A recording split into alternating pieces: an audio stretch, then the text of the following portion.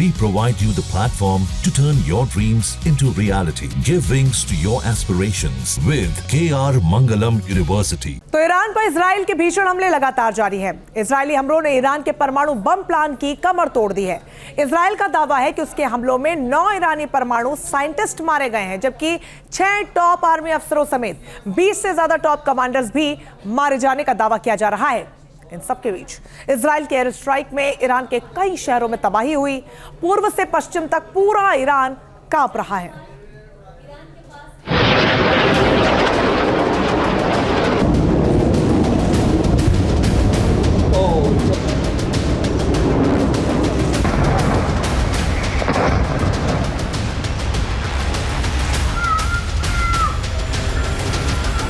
Israel के हमले से कांप रहा तेहरान।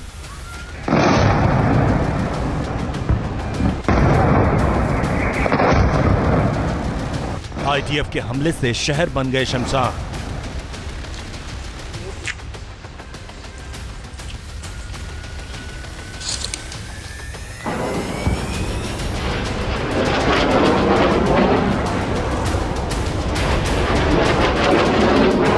बारूदी वार विकराल, तबाही बेशुमार।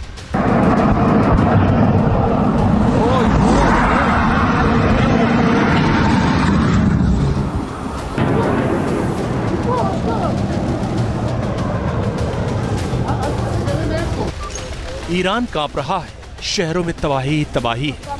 इजराइल के हमले से पूरा ईरान करा रहा है। फारस की खाड़ी से कैस्पियन सागर तक पूरा देश डरा हुआ है।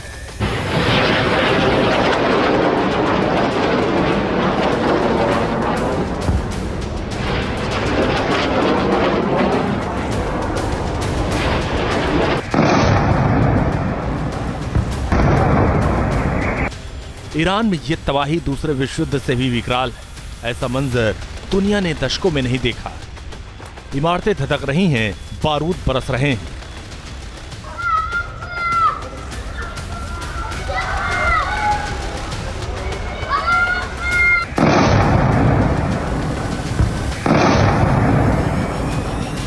प्रेसिडेंशियल पैलेस के करीब हमले हो रहे हैं।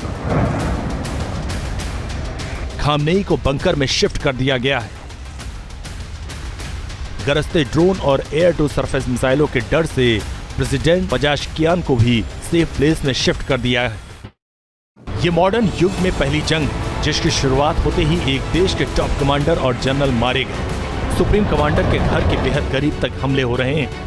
परमाणु बम बनाने की जिद पर अड़ा ईरान अपनी जिद का खामियाजा भुगत रहा है। ईरान के तमाम परमाणु ठिकाने इजराइल ने एक के बाद एक हमले कर बर्बाद कर दिए हैं। इजराइल ने तेहरान एटॉमिक एनर्जी सेंटर को बर्बाद करने का दावा किया। नतांज एटॉमिक फैसिलिटी को तबाह करने का दावा किया। इस्फहान न्यूक्लियर टेक्नोलॉजी सेंटर को भी पूरी तरह तबाह करने का दावा किया, जबकि अराक हैवी वाटर रिएक्टर को भी ध्वस्त करने का दावा किया। इजराइल के एक के बाद एक होते हमले से लगने लगा कि ईरान ज्यादा वक्त तक टिक नहीं पाएगा।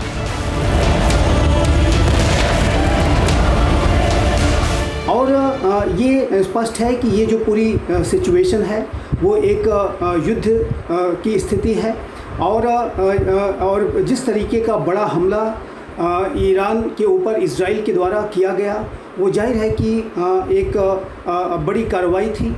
और ये जो सिचुएशन है एक युद्ध की स्थिति है, लेकिन आने वाले समय में अब ये जो पूरा युद्ध है वो इस बात पर निर्भर करेगा कि ईरान अपने न्यूक्लियर प्रोग्राम के संबंध में क्या कदम उठाता है।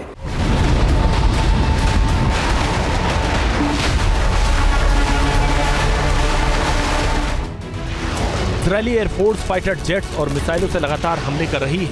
36 घंटे से हमले हो रहे हैं। हर हमला पहले से दोगुनी ताकत से किया जा रहा है। इजराइल के हमले में तेहरान में आज 60 से ज्यादा लोगों की मौत हुई है।